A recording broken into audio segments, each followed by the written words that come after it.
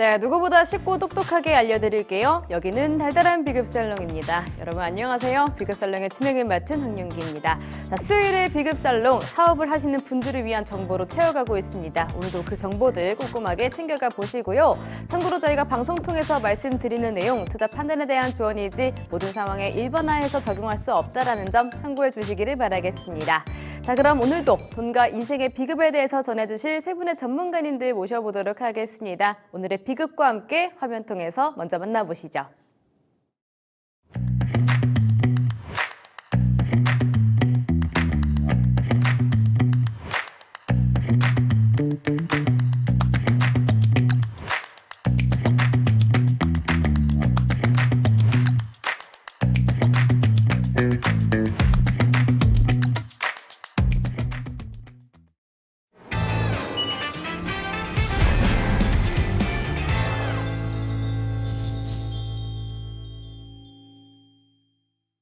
네, 오늘의 비급살롱을 빛내주실 세 분의 전문가님부터 먼저 만나보시죠. 전문가님들 어서 오세요. 안녕하세요. 네, 반갑습니다. 자, 그럼 오늘의 비급 주제입니다. 바로 인증과 자금이라고 준비가 되어 있는데요. 사업하시는 분들께서 가장 공을 기울이시는 부분이 또 자금 조달이라고 들었습니다. 자, 이 같은 내용들 오늘 또 세 분의 전문가님께서 기가 막히게 잘 알고 계시죠. 한번 더 찬찬히 배워보도록 하겠습니다. 자, 먼저 김진경 전문가님, 저희 어떤 내용부터 시작하면 좋을까요? 네, 오늘은 총 4가지 핵심 주제를 나누어서 말씀드리겠습니다. 첫째는 실제 현장에서 쓸 수 있는 실제 현장에서 많은 분들이 혼란스러워하는 정책자금 공문의 해석 방법과 둘째, 가점 항목으로 작용하는 각종 인정제도에 대해서 자세히 다루고요. 셋째는 자금 조달에 직접적인 영향을 미치는 재무제표 관리 항목 중에 부채 비율, 이자 보상 배수, 가지급금, 가수금이 어떤 영향을 미치는지 설명을 드릴 거고, 마지막으로 최근 가장 민감한 이슈인 정책자금 신청 시 제3자 부당 개입 문제와 기관의 심사 강화 분위기까지 짚어보겠습니다. 네, 그리고 오늘의 이제 주요 메인 화제죠. 이제 자금 조달 부분인데, 대표님들 자금 필요하시다고 해서 무작정 신청하시면은 오히려 계획에 좀 차질이 생길 수가 있습니다. 그 가장 큰 이유 중에 하나가 만약에 자금을 신청을 넣는데 그게 이제 미부여, 부결 사유가 되면은 타 기관에서까지도 미부여가 나올 수 있기 때문에 함부로 신청하는 것보다도 자금 신청 전에 충분히 우리 회사가 자금을 조달받을 수 있는 컨디션인지 아닌지 한번 체크를 해보신 다음에 진행하시는 게 좋을 것 같고요. 두 번째는 자금의 한도와 금리 조건인데요. 예를 들어 이제 대표님께서 운전자금을 1억을 신청했다고 하시더라도 대표님이 원하시는 만큼 한도가 안 나올 수도 있습니다. 그래서 뭐 심사에 따라서 3천만 원이든 5천만 원이든 그리고 상대적으로 높은 금리가 적용이 될 수도 있거든요.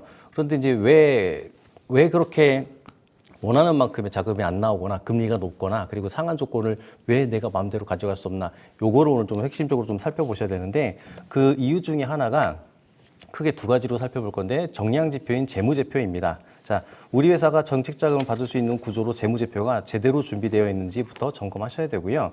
실제로 자금 심사 시에 가장 먼저 보는 항목이 재무제표입니다. 그래서 많은 대표님들께서 사업을 운영을 하시다 보니 재무제표 관리를 소홀히 하시는 경우들이 많습니다. 우리 세무사가 다 알아서 해주겠지라고 하시지만 세무사님들께서 주요한 고유 업무는 뭐냐면은 기장 업무를 대리하는 거거든요. 그래서 컨설팅의 영역이기 때문에 세무사분들이 다 이렇게 알아서 해주지는 않기 때문에 우리 대표님들 관심 가지셔야 됩니다. 자, 그리고 자금 조달의 핵심 열쇠는 바로 여기 있다는 점 오늘 꼭 기억하셔야 될 거고요. 오늘 이 시간에는 이 원리를 가장 쉽게 그리고 실제 사례를 통해 설명드릴 예정입니다. 네, 우리 또 세 분의 전문가님들께서 현장 전문가님이시잖아요. 사례들이 굉장히 풍부할 것 같아요. 혹시 실패 사례들도 들을 수 있을까요? 네, 오늘 저희가 전달하는 내용은 전부 현장 중심인데 탈락 사례를 몇 가지 들자면, 첫 번째로는 타인 명의로 사업장을 운영하시는 대표님들은 무조건 탈락입니다. 두 번째로는 이제 대표자 변경 1년 이내에 기업이 신청을 해서 탈락한 사례도 있고, 이제 세 번째로는 신용이 안 좋은 대표님을 주식 지분 조정을 통해 자금이 탈락되었던 사례가 있습니다. 그래서 오늘 방송은 현장에서 실제로 자금을 받았던 기업과 탈락했던 기업의 차이를 그대로 가져왔기 때문에 오늘 방송을 끝까지 보시면 적어도 왜 안 안 되는지를 이해하실 수 있을 것 같습니다. 맞습니다. 사례 통해서 좀 참고를 해보시는 게 좋을 것 같아요. 자, 그러면요. 본격적으로 한번 시작을 해보도록 하겠습니다. 우리 사업하실 때요. 공문 읽는 게 그렇게 중요하다고 해요. 근데 이 공문에 너무나 어려운 내용들이 많기 때문에 또 쉽사리 다가가기가 힘들거든요. 우리 김진경 전문가님, 공문 꼭 잘 봐야 하는 이유들 굉장히 많잖아요.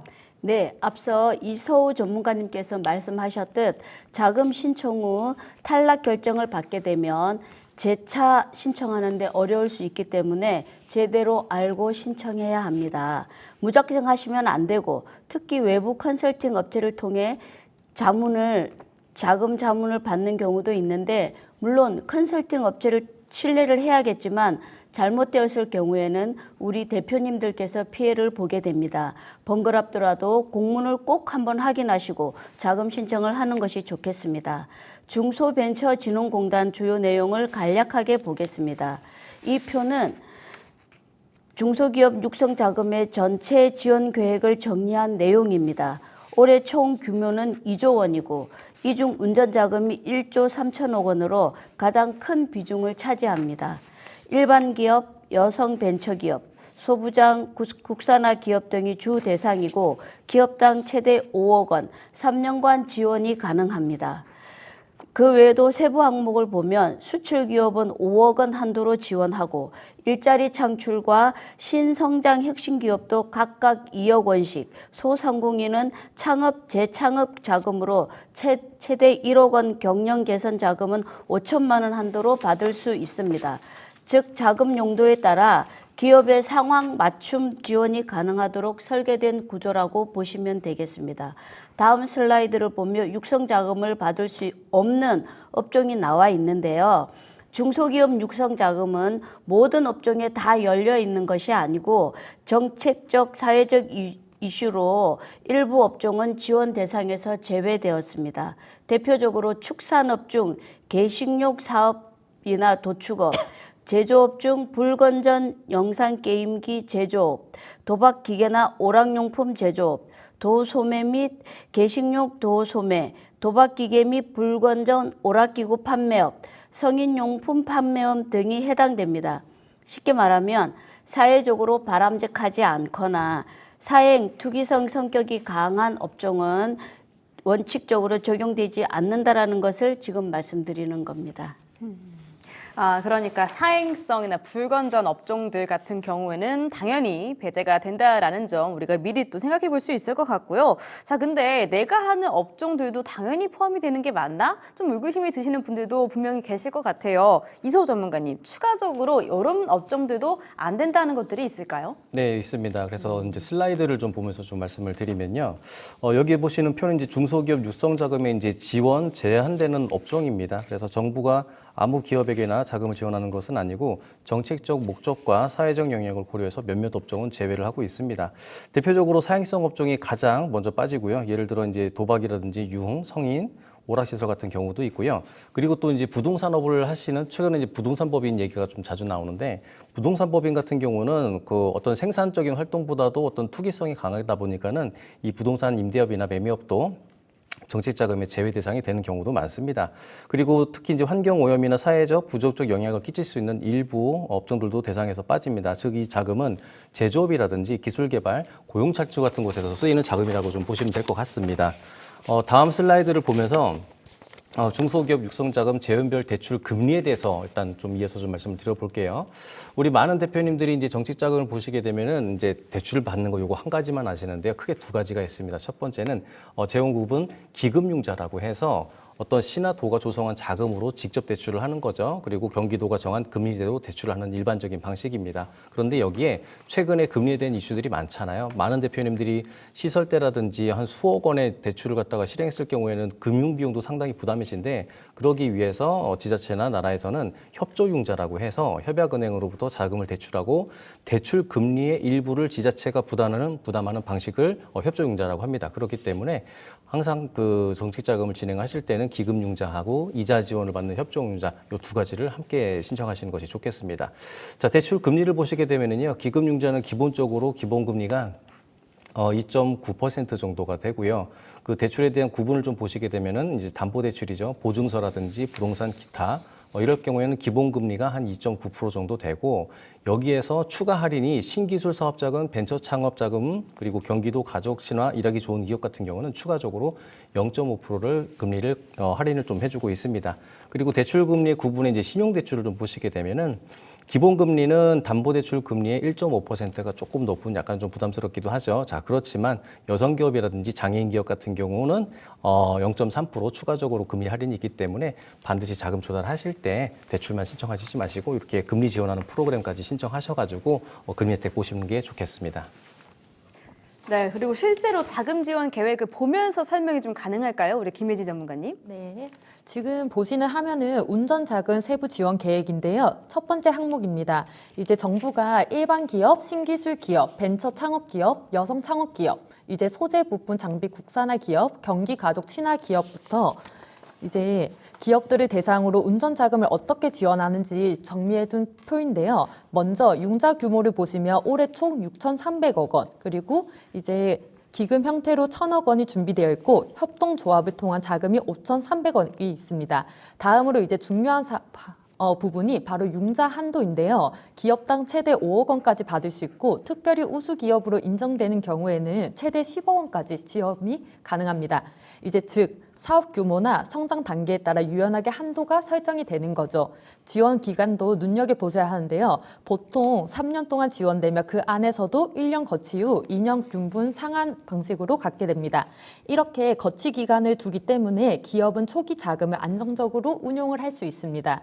네, 이제 마지막으로 금리 조건인데요. 기금에서 직접 융자를 받는 경우에는 별도의 고정금리가 적용이 되고 협동조합을 통한 융자는 은행 금리에 맞춰 2차 보존율이 적용이 됩니다. 네, 이제 쉽게 말해 정부가 일부 이자를 대신 부담을 해주기 때문에 기업 입장에서는 훨씬 저렴한 비용으로 자금을 조달할 수 있는 것이라고 말씀드릴 수 있습니다. 이제 정리하자면 이 운전자금은 일반 기업부터 신기술, 벤처, 여성기업까지 폭넓게 지원을 하고 기업당 수억 원대 규모의 자금을 저리로 확보를 할 수 있도록 설계된 제도입니다. 네, 그러면 운전 자금 지원을 받을 때 좀 중요한 요소는 또 어떤 것들이 있을까요? 네, 이번에 이제 먼저 가점 부여인데요. 정부는 단순히 자금만 빌려주는 것이 아니라 기업의 특성과 사회적 기여도를 반영을 해서 가점을 주고 있습니다. 이제 예를 들어 벤처 기업이나 기술력이 우수한 기업, 그리고 수출 비중이 높은 기업은 최대 10점 이내의 가점을 받을 수 있습니다. 다음은 이제 감점 부여인데요. 이제 반대로 최근 3년간 산재 사망 사고가 발생한 기업은 불이익을 받게 됩니다.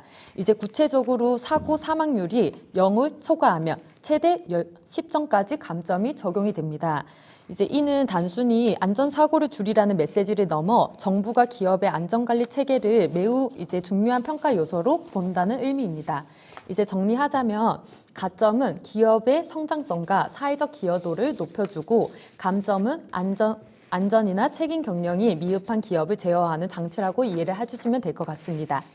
이제 마지막으로 다음 슬라이드를 한번 보시면요. 운전자금을 신청할 때 지원이 제외되는 기업들을 짚어보겠습니다. 이제 첫 번째로는 가장 먼저 휴업과 폐업 중인 기업, 그리고 두 번째로는 국세나 지방세를 체납 중인 기업입니다. 이런 상태에서는 정부 자금을 지원을 받을 수가 없습니다. 이제 또 하나 중요한 부분이 바로 주 사업장의 권리 침해가 있는 경우인데요. 쉽게 말해서 기업이 사용하는 건물이나 토지나 압류나 근저당에 걸려 있다며 안정적인 운영이 어렵다고 판단해 지원 대상에서 제외가 됩니다. 네, 그리고 금융기관과 여신거래가 불가능한 기업 또는 이미 정책자금을 지나치게 많이 받아온 기업도 이제 제한이 됩니다. 네, 이제 정리하면 세금, 신용, 재무, 건전성에서 문제가 있거나 이미 과도하게 지원을 받은 기업은 운전자금 신청이 어렵다는 점 꼭 기억해 주시기 바랍니다. 알겠습니다. 자격 요건이 충분해도 충족하지 못하면 아무리 좋은 아이템이 있어도 좀 어려울 수 있다. 그러니까 자격 요건이 굉장히 중요해지겠네요. 자, 그러면 서류 쪽으로 넘어가 보도록 하겠습니다. 서류 준비할 때 또 힘든 것들이 상당히 많잖아요. 우리 김진경 전문가님, 어떤 것들이 필요할까요? 네, 운전자금을 신청할 때는 반드시 갖춰야 할 서류들이 정해져 있습니다. 크게 공통서류와 해당 서류로 나눌 수 있는데요. 먼저 공통서류를 보시면 신청서와 사업계획서, 사업자 등록증 사본, 최근 3년간 재무제표와 부가세 신고서, 주주명부와 법인 등기사항 전부 증명서와 같은 법적 서류, 국세 및 지방세 납세 증명서, 산업재해 해율 조회 결과서 등이 필요합니다. 이 부분은 모든 기업이 동일하게 준비해야 하는 기본 자료라고 보시면 됩니다. 그리고 해당 서류는 가점을 받기 위한 추가 자료인데요. 벤처기업 확인서, 인호주비, 메인비저, 인증서, 여성기업 인증서 같은 가점 대상 입증 서류를 사본으로 함께 제출하면 심사에서 유리하게 작용합니다. 정리하자면 기본적인 재무, 세무 관련 서류는 필수이고 기업의 특성과 경쟁력을 보여줄 수 있는 각종 인증서는 플러스 점수라고 인정하시면 됩니다. 다음 슬라이드를 보면서 말씀을 드리겠습니다. 운전자금은 신청만 한다고 다 되는 것이 아니라 평가와 심사를 거쳐야 합니다. 경기신보 영업증에서 재무 항목, 비재무 항목, 가점, 감점 요소를 종합적으로 평가하는데요. 60점 이상을 받은 기업만 지원 결정을 받게 됩니다. 지원이 확정되면 개별적으로 통보가 되고 결정일로부터 3개월 이내에 융자를 실행하게 됩니다. 이후 절차는 경기신보 관할 지점에서 처리하고 최종적으로 승인된 기업은 국민기업, 농협, 산업, 수협, 신한, 우리하나 등 12개 협약은행을 통해서 실제 자금을 받을 수 있습니다. 즉 단순히 접수로 끝나는 게 아니라 평가 점수, 기한, 은행 절차까지 꼼꼼하게 챙겨야 한다는 점 기억해 두시면 좋겠습니다.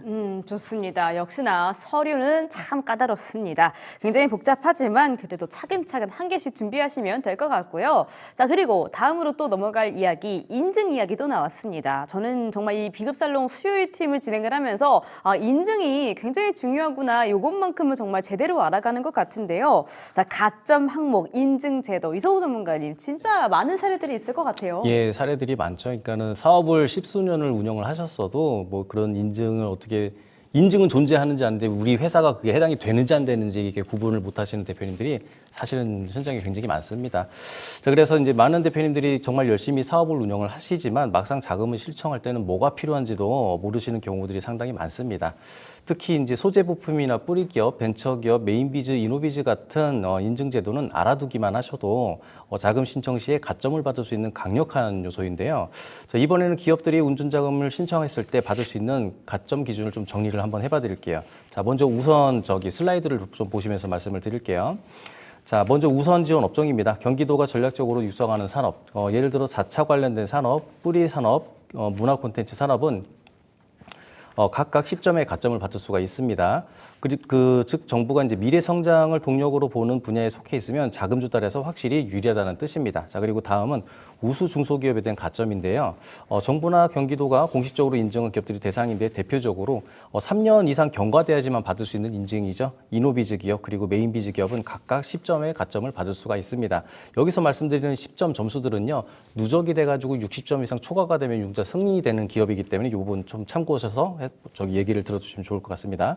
자, 이 두 인증은 기술 혁신성과 경영 혁신 역량을 평가받아야만 획득할 수 있는 만큼 정책자금 심사에서도 높은 가치를 인정받는다고 보시면 될 것 같습니다. 자, 정리하자면 전략산업에 속해 있거나 정부 인증을 받은 혁신형 기업이라면 최대 시점 가점을 확보할 수 있기 때문에 운전자금 심사에서 경쟁력이 크게 높아지게 됩니다. 자, 그 다음 슬라이드를 보면 말씀을 드릴게요. 이번에는 기존 사업의 가점 평가 기준을 좀 말씀을 드릴게요. 이 표는 지원 대상은 이제 공장 등록 및 사업자 등록 등 사업 개시 날로부터 이제 5년 이상 경과가 되고 최근 3개월 이상 재무제표를 신고한 기업입니다. 자, 평가 항목은 크게 두 가지로 나뉘는데요. 첫 번째는 성장 가능성입니다. 연간 매출액이 40억 원 이상이면 최고점인 10점을 받을 수가 있고 매출액 순이익 증가율이 50% 이상이면 역시 만점을 받을 수가 있습니다. 즉 기업이 얼마나 빠르게 성장하고 있는지를 수치로 평가하는 부분입니다. 자, 두 번째는 지역경제 기여도입니다. 자, 여기서는 고용효과와 지방세 납부 실적을 보게 되는데요. 예를 들어 상시 근로자 50명 이상을 고용하고 있다면 15점의 높은 점수를 받을 수가 있고 지방세 납부액이 15억 원 이상이면 추가 점수를 받을 수가 있습니다. 자, 정리하면 성장성과 지역 기여도가 뚜렷한 운전자금은 심사에서 높은 가점을 받을 수 있다는 의미입니다. 자, 다음 슬라이드를 보면서 설명을 좀 드려볼게요. 이번에는 기업이 받을 수 있는 수출 경쟁력과 기술 가점에 대해서 설명을 드리겠는데요. 먼저 수출 관련된 부분입니다. 연간 매출 중 수출 비중이 50% 이상이면 만점이 시점을 받을 수가 있고 25% 이상일 경우에는 7점, 최소 3% 이상만 되어도 기본 점수를 부여를 받게 됩니다. 즉 해외 시장 개척을 적극적으로 하는 기업일수록 높은 평가를 받게 되는 것이죠. 자, 다음은 기술력과 관련된 평가 항목입니다. 기업이 최근 5년 내 기술 개발 실적을 보유했거나 5년 이내입니다. 특히 이노비즈 신기술 인증을 획득한 경우에는 최고점이 10점을 받게 될 수가 있습니다. 또한 실용실현이라든지 연구개발 사업도 7점, ISO 같은 국제 인증은 5점으로 가점이 부여가 됩니다. 마지막으로 기술 인력 보유 현황인데요. 박사급 연구 인력을 보유하거나 기사 1, 2급 자격증을 다수 보유하고 있는 기업은 5점까지 가점을 받을 수가 있고요. 즉 내부의 연구개발 역량과 전문 인력의 확보가 곧 자금 조달 심사에서 강력한 무기가 된다는 점입니다. 특히 주목할 점은 특히나 이노비즈 신기술 인증이 매출액이 40억 원과 동등한 가점을 받는다는 사실인 거죠. 매출액 40억 원이 쉬운 얘기가 아니거든요. 그런데 저희가 인증 하나를 준비를 하게 되면은 매출액 40억 원과 맞먹는 가점을 받을 수 있다는 점 확인해 보시는 게 좋을 것 같습니다. 그래서 즉 매출이 크지 않더라도 기술력과 인증만으로 충분히 높은 평가를 받을 수 있다는 점들이 대표님들에게 큰 기회가 될 수가 있습니다. 아, 좋습니다. 굉장히 방대한 내용인데 우리 또 전문가님께서 빠르게 다 말씀을 잘 해주셨어요. 가점 상황에 대해서 잘 알아봤고요. 자, 근데 창업 초기에 그러니까 3년 이내의 기업인 경우에는 뭔가 또 약간 다르다라는 거를 또 힌트를 저한테 아까 주셨어요. 어떤 부분이 다른가요? 우리 김혜지 전문가님. 네, 창업 기업은 일반 기업과는 조금 다른 기준이 적용이 됩니다. 이제 대상은 창업계의 승인을 받았거나 사업자 등록, 공장 등록을 한 지 3년 이내 기업들이고요. 평가 항목을 보면 크게 두 가지입니다. 이제 첫째, 자기 자본 비율입니다. 이제 자본 총계 대비 총 자산에서 자본 비율이 95% 이상이면 만점, 10점을 받을 수가 있습니다. 즉, 빚보다 이제 자기 자본이 많을수록 재무 건전성이 높게 평가되는 거죠. 두 번째로는 연간 매출액입니다. 이제 창업 기업이라 하더라도 연 매출이 5억 원 이상이면 10점, 만점을 받을 수가 있습니다. 네, 이제 창업 기업이라 하더라도 매출 3억 원 이상은 8점, 1억 원 이상은 6점으로 점수가 차등 부여됩니다.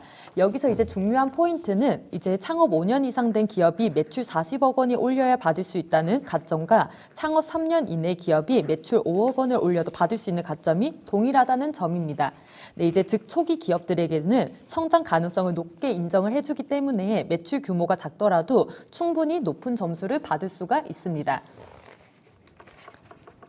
네, 그러면 기업의 경쟁력과 기술성 평가 항목 같은 경우에는 어떨까요, 전문가님? 네, 이제 다음 슬라이드를 보며 말씀을 드릴게요. 이번에는 기업의 이제 경쟁력과 기술성 평가 항목을 살펴보겠습니다. 여기서는 기업이 보유한 기술 개발 실적과 전문 인력 확보 수준이 가점으로 반영이 됩니다. 먼저 기술 개발 실적입니다. 최근 5년 이내에 특허권, 신기술, 신제품을 보유한 기업은 최대 15점을 받을 수가 있고요. 이제 실용신안이나 연구개발 기술 사업 성과가 있으면 12점, ISO 같은 국내외 규격 인증은 5점이 부여됩니다.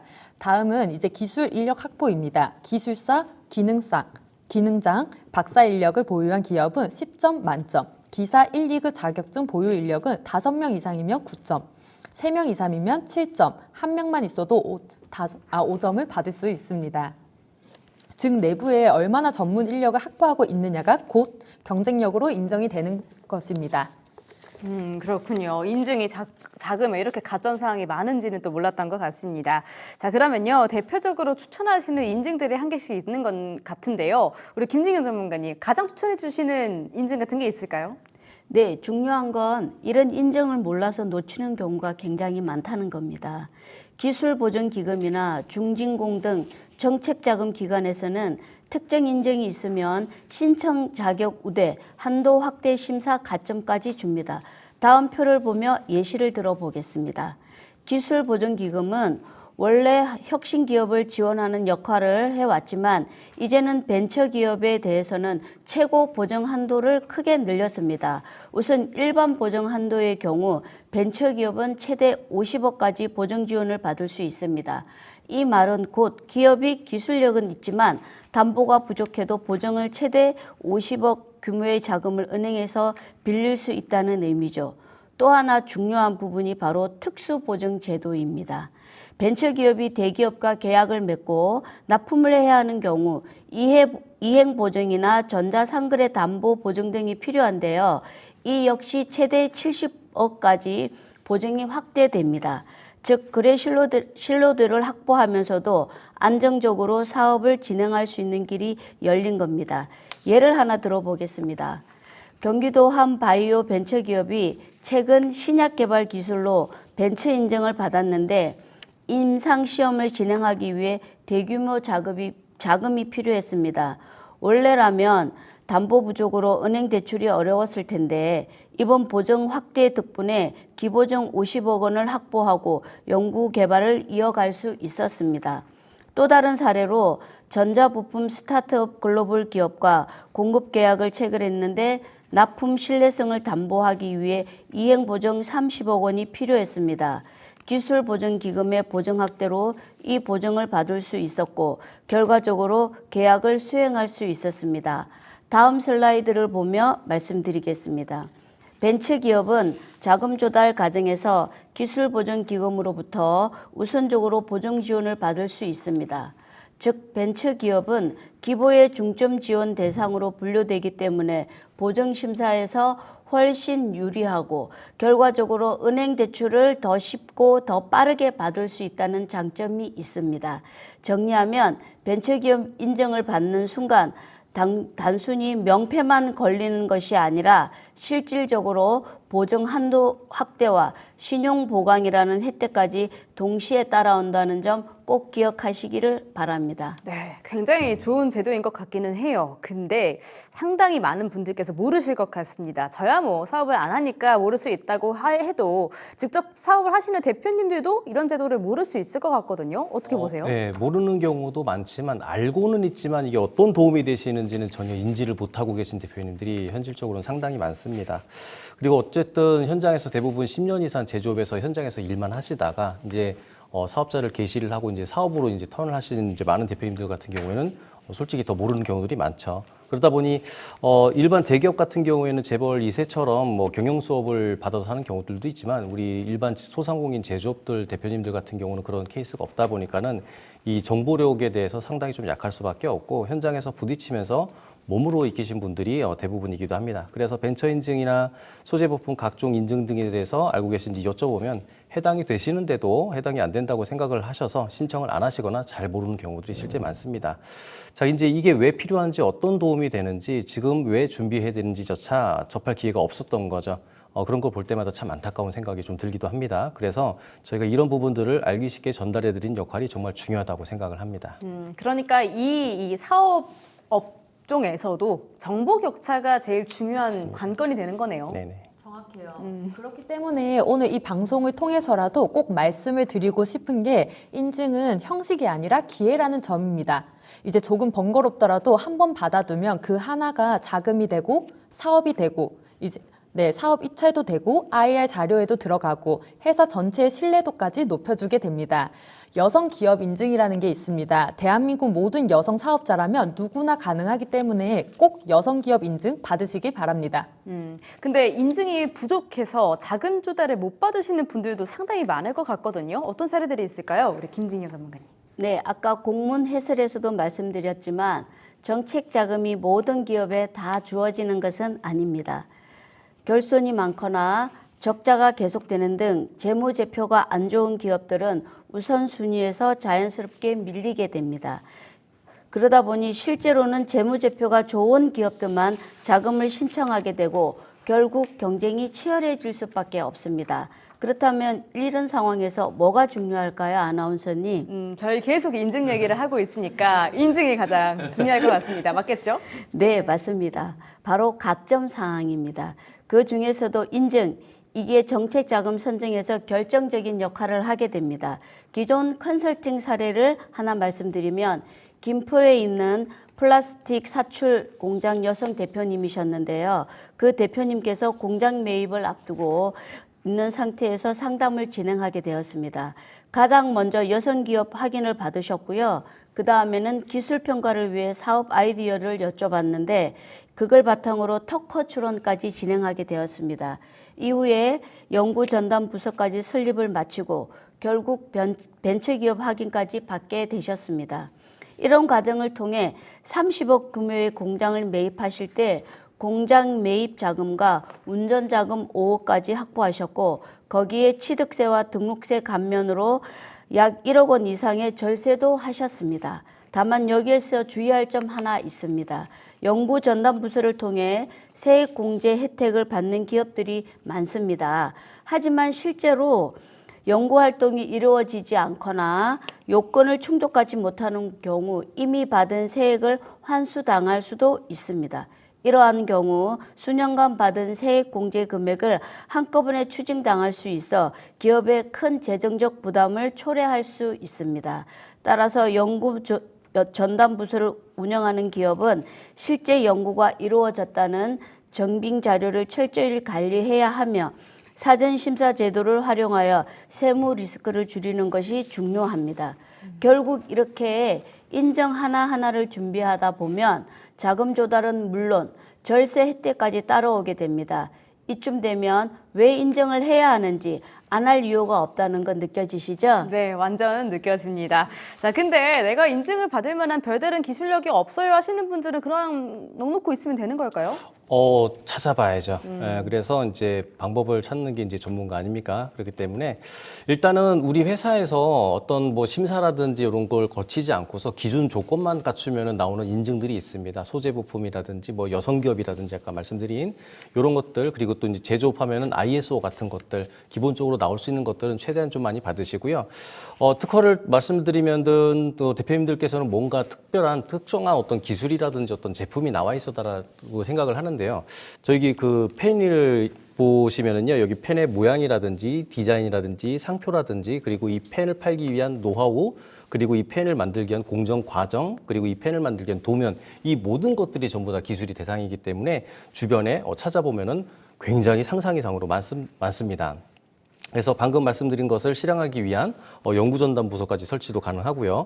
물론 인적 요건하고 물적 요건을 맞춰야 하는 부분도 있는데요. 대부분 제조업에서는 요건을 갖추기에는 그렇게 상당히 어렵지 않은 경우들이 많기 때문에 전문가 꼭 상담을 해보시고 우리 회사에서 할 수 있는 것들을 찾아서 한번 시작을 해보시는 것들을 저는 권장합니다. 네, 나도 모르게 인증을 받을 수 있는 부분도 분명히 있을 수도 있습니다. 자, 그러면 좀 다른 얘기로 또 가보도록 할게요. 아까 초반에 재무제표 얘기도 해주셨잖아요. 재무제표 너무 어렵습니다. 정확히 어떤 것을 의미하는지 이것도 천천히 한번 짚어보면 좋을 것 같아요. 우리 김희지 전문가님부터 출발해 볼까요? 네, 이제 정책 자금을 논의할 때 빠질 수 없는 것이 바로 재무제표입니다. 그런데 재무제표는 단순히 회계 보고서가 아니라 법적으로 반드시 작성해야 하는 의무이기도 합니다. 먼저 상법 제447조를 보시면 주식회사는 반드시 대차 대조표와 손익계산서를 포함한 재무제표를 작성해야 한다고 규정하고 있습니다. 즉 회사라면 규모와 상관없이 매년 재무제표를 작성해야 한다는 거죠. 이제 또 하나 중요한 게 법인세법 제60조입니다. 법인세를 신고할 때는 반드시 재무상태표와 손익계산서 같은 재무제표를 첨부해야 합니다. 이제 국세청이 기업의 세금을 검증하는 기본 자료로 재무제표를 요구하기 때문입니다. 이제 한마디로 정리를 하자면 재무제표는 단순히 회계팀에서 만들어 놓는 문서가 아니라 법적으로 의무적으로 작성해야 하고 세금 신고와 정책자금 신청 모두에서 가장 중요한 핵심 자료라는 점을 꼭 기억하셔야 합니다. 좋은데요. 저희는 또 쉽게 이야기하는 게 또 굉장히 좀 취지이기 때문에 만약에 중학생이 알아들을 수 있는 정도로 설명해 주신다면 어떻게 또 말씀을 해주실 수가 있을까요? 이제 사람은 체온, 혈압, 콜레스테롤 수치 보듯이 기업도 이제 부채 비율, 이자 보상 배수, 자본금, 유동 비율 같은 지표를 통해 이 기업이 정책 자금을 실행해 줘도 되는 회사인지를 판단하게 되는 거죠. 조금 더 쉬웠던 것 같기는 해요. 네. 자, 그러면은 첫 번째 이 재무제표 관리 4가지 중에서 이 부채 비율부터 한번 설명을 드려보면 좋을 것 같아요. 이 부분도 우리 김진경 전문가님께서 해주시죠. 네, 부채 비율은 총 자본 대비 총 부채의 비율을 말합니다.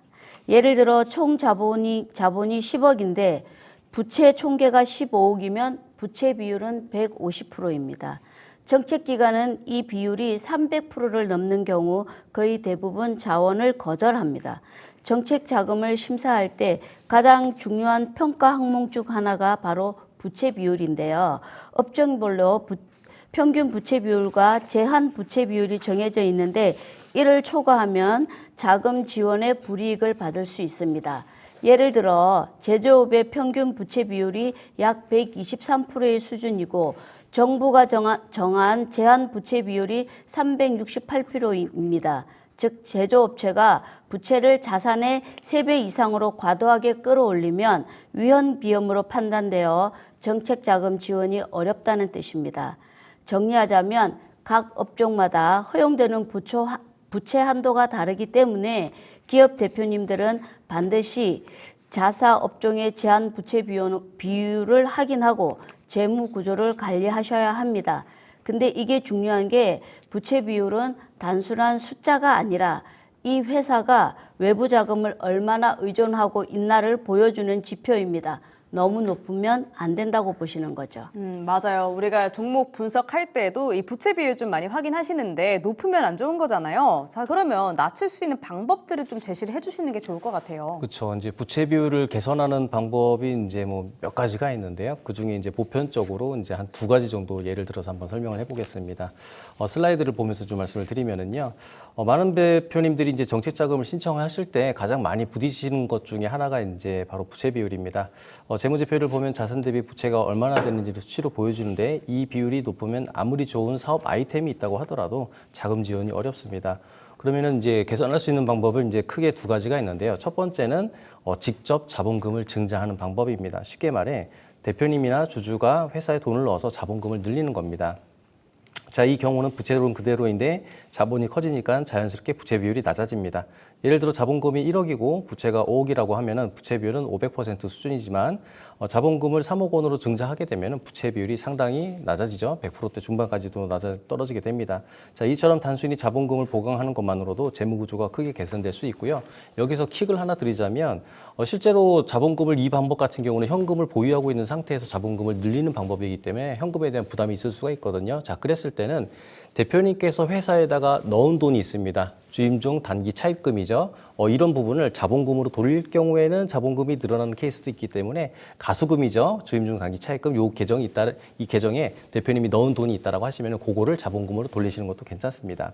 자, 2번째는 특허 자본화입니다. 기업이 보유하는 기술이나 특허를 단순히 서류로만 보관하는 게 아니라 이를 평가 자산으로 잡아서 자본금을 늘리는 방법입니다. 예를 들어 특허가 5억 원의 가치를 인정받는다면 이 금액이 자산으로 들어오고 동시에 자본으로 잡히게 됩니다. 쉽게 말하자면 우리가 그 3년 이내에 개발한 특허를 갖다가 감정평가를 받는데 그 감정 금액이 5억 원을 평가를 받은 거예요. 그러면은 이 5억 원의 이제 특허를 갖다가 법인에다가 이제 매각을 하는 거죠. 그랬을 때 회계상 자본 총계가 늘어나면서 부채 비율이 개선되는 효과를 얻게 되는 거죠. 자, 정리하자면 직접 자본금 증자와 특허 자본화 이 2가지는 기업 재무제표를 개선하는 데 핵심이고요. 특히 창업기업이나 이제 기술 기반의 중소기업은 특히 특허 자본화를 청해서 적극 활용하시면 실질 매출이 아직 크지 않더라도 안정적인 재무 구조를 만들어서 정책자금 심사에서 높은 평가를 좀 받을 수가 있습니다. 방금 말씀드린 내용을 다음 슬라이드와 함께 설명을 드리겠는데요. 부채 비율 개선과 자본 확충과 관련돼서는 관련된 법과 회계 기준도 함께 알아두셔야 되는데요. 먼저 상법 416조에서는 주식회사가 이사회나 주총회의로 결의로 신주를 발행해서 자본금을 늘릴 수 있다고 규정을 하고 있습니다. 즉 증자를 통해서 직접 자본금을 보강하는 것이 가능하다는 얘기죠. 또 하나는 기업 회계 기준에서 말씀을 드리면은요. 여기서는 무형자산, 예를 들어 특허권 같은 자산이 미래에 경제적 가치를 가져다 줄 경우 이를 회계상 자산으로 인식할 수 있다라고 규정하고 있습니다. 정리하자면 기업은 법적 절차에 따라 자본금을 늘릴 수도 있고 보유한 기술이나 특허를 자산으로 잡아서 재무 구조를 개선할 수 있다는 겁니다. 부채 비율을 낮출 수 있는 이유의 핵심은 자본금인 거네요. 근데 자본금을 잘못 설정하는 경우들도 있을 것 같아요. 이런 사례도 우리 김혜진 전문가님께서 말씀해 주세요. 네, 이제 개인 사업자에서 법인으로 전환하실 때 자산에서 부채를 뺀 자본이라는 개념이 익숙하지 않다 보니까 자본금을 최소한으로 설정하고 법인을 설립하는 경우가 굉장히 많습니다. 그런데 이렇게 자본금을 너무 적게 설정하시면 재무구조상 자본 대비 부채 비율이 높아져 외부 심사기관에서 재무 안정성이 낮다고 평가될 수 있습니다. 이제 물론 자본금은 나중에 늘릴 수도 있지만 올해 증자한 자본금은 내년 재무제표에 반영이 됩니다. 이전에 만났던 기업에서 이제 개인 사업자로 연매출 6억 원의 순이익도 꽤 괜찮았었는데 자본금이 500만 원으로 법인 전환을 하셨더라고요. 이제 기존에 5천만 원 자금 조달을 받은 대출권이 있다 보니까 부채 비율이 1000%가 넘어갔어요. 결국 이제 이 대표님 같은 경우에는 기술보증기금, 중진공, 소진공 모두 탈락한 사례도 있습니다. 이제 여기서 잠깐 이 기업이 자본금을 만약에 5천만 원으로 했다면 부채 비율이 100%가 됩니다. 즉 같은 부채라도 자본금 규모에 따라 재무 안정성에 대한 평가는 극명하게 달라질 수 있습니다. 이 차이는 정책자금이나 금융기관의 심사에서 매우 중요하게 작용을 하기 때문에 꼭 기억해 두시기 바랍니다. 좋습니다. 자, 그리고 재무제표안에서 자본금이나 부채 비율 말고도 또 다른 것들도 배울 수 있을 텐데요. 이자 보상 배수라는 또 단어도 있던데 이거는 모르시는 분들이 거의 다 대다수일 것 같아요. 이 부분 김진경 전문가님 한번 설명해 주세요. 네, 이자 보상 배수는 기업이 벌어들인 돈으로 이자를 얼마나 잘 갚을 수 있는지를 보여주는 지표입니다. 쉽게 말해 회사가 번 돈으로 이자를 몇 번 갚을 수 있나를 보는 거죠. 이 수치가 3 이상이면 여유 있게 이자를 갚을 수 있다는 뜻으로 긍정적인 신호입니다. 반대로 1 이하라고 한다면 벌어들인 돈보다 이자 부담이 더 크다는 의미이기 때문에 재무 위험을 알리는 신호로 해석할 수 있습니다. 다음 슬라이드를 보며 손익계산서를 설명해 드리겠습니다. 손익계산서는 한마디로 올해 장사를 해서 얼마를 벌고 얼마를 썼는지를 정리한 성적표라고 생각하시면 되겠습니다. 먼저 맨 위에 있는 매출액은 고객에게 물건이나 서비스를 팔아서 벌어들인 총 매출입니다. 여기서 매출 원가, 즉 상품을 만들거나 사들이는 원가를 빼면 총 매출 이익이 나오죠. 이게 장사에서 기본적으로 남는 수익입니다. 그 다음에는 직원 급여, 광고비, 임대료 같은 판매 관리비를 빼면 영업이익, 즉 장사로 진짜 남긴 돈이 나옵니다. 여기에 이자 수익이나 대출이자 같은 영업 외 수익, 비용을 더하거나 빼고 특히 이자 비용은 금융 차입 때문에 반드시 빠져나가는 돈이라서 기업 재무에 큰 영향을 줍니다. 마지막으로 세금을 내고 나면 최종적으로 남는 게 바로 단기 순이익, 즉 1년 동안 이만큼 벌었습니다 라고 말할 수 있는 최종 성적표입니다. 정리하면 손익계산서는 매출에서 시작해서 원가, 비용, 세금까지 차근차근 빼고 나서 결국 회사가 진짜 얼마를 벌어들였는지를 보여주는 보고서라고 이해하시면 되겠습니다. 그러니까 뭐 실적 발표 같은 거 있을 때 매출보다도 사실 굉장히 중요한 건 영업이익인 거잖아요. 이 이익이 더 매출보다 중요한 게 맞는 거죠. 그렇죠. 이제 매출액도 중요하지만 그 기업이 얼마나 내실이 있는 것도 보는 게 사실 맞다라고 좀 봅니다. 그래서 매출이 아무리 많더라도 남는 게 없으면 뭐 의미 없는 일이 아닐까 싶습니다. 그래서 영업이익은 그런데 영업이익은 과세 표준이라고 해서 세금을 과금하는 데 중요한 수치다 보니까 세금이 무서워서 영업이익을 줄이는 경우들이 종종 보이게 됩니다. 그러니까 많은 대표님들께서는 세무사 사무실에 이제 세금 적게 해주세요. 그러면 이제 각종 비용들을 넣으셔가지고 영업이익을 작게 만드는데 그렇게 되면 결국에는 실속 없는 회사로 만드는 거기 때문에 그렇게 하시는 대표님들이 종종 계십니다. 그래서 권장드리는 방법은 그 납부할 세금을 감면받을 수 있는 그런 절세 혜택을 누리시는 게 낫지 영업이익을 줄이시는 거는 그렇게 추천하지는 않습니다. 대표님들 세금 아깝다고 해서 막 영업이익 낮추시면 세금은 조금 덜 낼 수는 있지만 우리 회사의 성적표는 안 좋아진다는 점을 좀 명심하셔야 될 것 같습니다. 네, 내실이 있는 건 영업이익이다. 기억해 보도록 하겠습니다. 자, 그리고요. 우리 수요일에 비급살롱 팀이 많이 이야기하는 것 중에 또 하나인데 가지급금이에요. 저는 항상 가지튀김이 좀 생각나서 죄송하긴 한데 자, 가지급금은 어떤 건지 또 한번 알려주시죠. 우리 김유지 전문가님. 네. 이제 가지급금은 기업 회계에서 용도가 확정되지 않은 지출입니다. 이제 쉽게 말해서 회사 통장에서 돈은 나갔는데 무슨 목적으로 쓴 건지 모를 때 회계상 일단 가지급금이라는 임시 계정으로 묶어두는 거죠. 근데 이걸 정책기관이 보면 어떻게 보냐? 어라? 대표가 회사 돈 뺐었나? 하고 의심부터 들어갑니다. 자금 투명성이 없다고 간주하고 이제 심각한 감전 요인이 되는 거죠. 그러면 이 가지급금이 쌓이는 이유에는 보통 어떤 것들이 있어요? 우리 김진경 전문가님. 네, 현장에서 보면 가지급금은 일부러 만들려고 해서 생기는 것이 아니라 업무를 하다 보면 어쩔 수 없이 생기는 경우가 있습니다. 대표적인 사례로 PPT를 보며 추가 설명을 해드리겠습니다. 먼저 외국인 근로자 급여를 통장 없이 현금으로 지급했는데 증빙이 없어서 가지급금으로 남는 경우가 있고요. 또 리베이트나 성공보수처럼 공식 송금이 어려운 거래에서 현금으로 지급하고 세금 계산서를 못 받으면 그것도 가지급금으로 처리됩니다. 프리랜서 수수료나 컨설팅비도 마찬가지겠죠.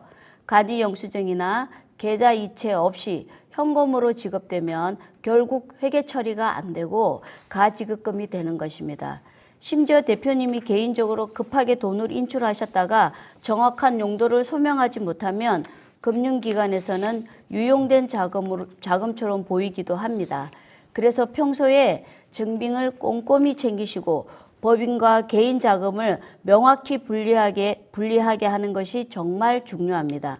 이런 가지급금이 크면 정책자금심사에서 불이익을 넘어 직접적인 거절 사유가 될 수도 있습니다. 자금 지원을 해줘도 또 인출하겠네? 라는 판단을 하게 되는 거죠.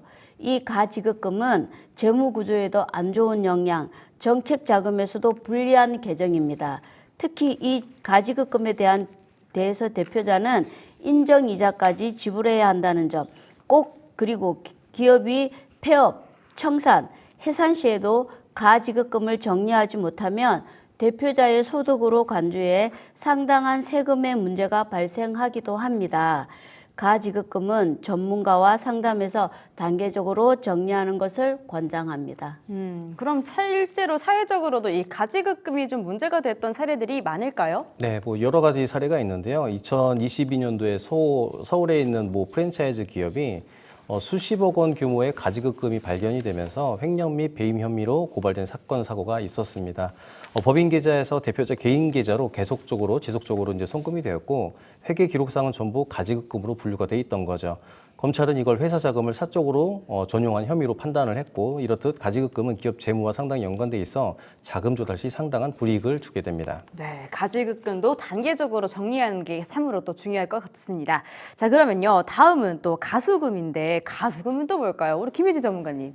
네, 이제 가수금은 기업이 누구로부터 받은 돈이지만 아직 정확한 성격이 정리되지 않은 돈입니다. 이제 통상적으로는 대표자가 회사에 빌려준 돈을 의미하는 거죠. 이제 PPT를 한번 보시면 가수금 같은 경우에는 재무제표 항목 중 자주 나오는 계정이므로 특히 중소기업 회계에서 많이 등장을 합니다. 단어가 많이 어려워 보이지만 쉽게 말해서 돈은 들어왔는데 이 돈이 누구 건지 왜 들어왔는지 아직 모를 때 일단 잡아두는 항목이라고 말씀드릴 수 있습니다. 이제 예를 들어 갑자기 원자재 결제 자금이 부족해서 대표가 개인 통장에서 3천만 원을 법인으로 송금을 했어요. 근데 그걸 회계 처리하지 못하면 가수금으로 남게 됩니다. 즉 누가 왜 넣었는지 모르는 돈처럼 보이게 되는 거죠. 가수금은 이제 대차 대조표상 부채로 계상이 됩니다. 그래서 이게 많으면 부채 비율이 인위적으로 상승을 해버려요. 이제 정책자금 기관에서도 자산은 그대로인데 왜 부채가 늘었지라고 보게 되는 거죠. 이제 가수금 같은 경우에는 다음 항목을 한번 보시면 네, 이제 가수금은 정책자금 심사에서 재무 구조를 불안하게 보이게 만드는 대표적인 요인이라고 볼 수 있습니다. 쉽게 말해 회사가 대표님 개인 자금을 빌려 쓴 걸로 보기 때문에 부채 비율이 높게 나오고 자금 조달 능력이 낮게 평가될 수 있습니다. 그래서 가수금은 반드시 빠르게 그리고 명확하게 정리를 하셔야 합니다. 정리 방법은 크게 세 가지로 나뉘어 있는데요. 첫 번째로는 입금 출처를 확인해서 분류를 정리하는 겁니다. 매출인지 선수금인지 아니면 외상 매출금 회수인지 구분을 해서 짓는 거고요. 정확히 회계 처리하는 방법입니다. 네, 이제 두 번째로는 대표가 직접 입금을 한 경우인데요. 이건 단순히 입금만 했다고 끝나는 게 아닙니다. 이제 차입금인지 아니면 유상증자인지 명확히 구분해서 회계 처리를 해야 하는데요. 차입의 경우 회사가 자금을 마련해서 대표자에게 직접 상환을 하는 방식입니다. 자금 여력이 있을 때 처리하시면 됩니다. 유상증자의 경우에는 가수금을 자본금으로 전환을 하는 방식입니다. 이 방법은 재무제표상 부채를 없애고 자본을 늘리는 효과가 있기 때문에 정책자금 심사나 신용등급 개선에도 긍정적으로 작용을 할 수가 있습니다. 이제 세 번째로는 가장 마지막으로 회계 메모 정리입니다. 누가 어떤 계좌로 왜 입금을 했는지 기록을 남기고 정기적으로 점검을 하고 정산하는 절차를 반드시 거쳐야 합니다. 이런 정리가 잘 되어 있어야만 정책자금 신청할 때 불필요한 감점 없이 정상적인 기업으로 신용도와 재무 구조에서 좋은 평가를 받을 수가 있습니다. 네, 가수금과 가지금금처럼 둘 다 제대로 관리를 해줘야 하는 항목들인 것 같습니다. 자, 이서 전문가님, 그러면 마지막으로 우리 대표님들께서 좀 신경 써야 하는 부분들에 대해서 좀 설명해 주시죠. 네, 오늘 여러 가지를 조금 말씀드렸는데요. 특히 이제 그 중소기업 또는 이제 소상공인 대표님들 방송 많이 시청하실 걸로 압니다. 그런데 저희가 어떤 뭐 인증과 자금 이렇게 따로 좀 말씀을 드렸는데요. 요 관계를 우리 대표님들께서 좀 이해를 해주셔야 돼요. 인증은 정책자금 조달에 있어 가점으로 작용을 한다라고 말씀을 드렸습니다. 그렇기 때문에 인증은 자금에 영향을 미치게 되고요. 이 자금은 원활하게 선순환이 되면서 뭐 원자재 매입도 하고 인건비도 쓰게 되면서 매출을 늘리게 됩니다. 그러면 또 이제 매출에 대한 문제는 세금의 문제로 또 이어지거든요. 자, 그런데 재미있는 게 여기서 매출이 늘어나가지고 발생된 세금의 문제를 어디서 해결했는지 아십니까? 인증 단계에서 해결할 수 있다는 겁니다. 벤처 인증을 받아가지고 받은 날로부터 5년간 조세 감면 또는 이제 연구소나 전담부서를 설치해가지고 연구 인력, 투자 세액 공제 이런 식으로 이 인증과 자금과 세금은 다 유기적으로 연관돼 있기 때문에 우리 대표님들께서 한 가지만 보시지 마시고 이제는 우리 회사 매출도 되게 중요하지만은 이런 인증 같은 경우도 재무 구조도 함께 이제 담당 세무 대리인과 또는 전문가 체크하시면서 사업을 운영하시면은 잘 되실 것 같습니다. 네, 좋습니다. 응원까지도 남겨주셨네요. 자, 오늘의 비급 인증과 자금 이야기 이렇게 또 풍부하게 들어봤고요. 오늘도 사업하시는 분들 여러 가지 항목들 배워보셨으니까요. 이런 것들 잘 작용해서 가져가시기를 바라겠습니다. 자, 저희가 방송 통해서 말씀드리는 내용, 투자 판단에 대한 조언이지 모든 상황에 일반화할 수 없다는 점 참고해 주시고요. 그럼 지금까지 배웠던 내용도 화면 통해서 정리해 보겠습니다.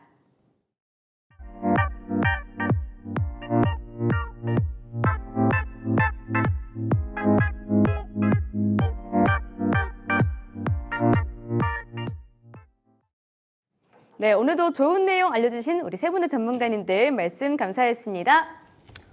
맞습니다. 고맙습니다. 자, 수요일의 비급살롱도 여기서 마쳐보도록 하겠습니다. 저희가 방송 통해서 말씀드리는 내용 투자 판단에 대한 조언입니다. 모든 상황에 일반화해서 적용할 수 없다는 점 다시 한번 참고해 주시기를 바랄게요. 그럼 저희는 내일 저녁 6시에 다시 한번 돌아오도록 하겠습니다. 오늘도 시청해 주신 여러분들 고맙습니다.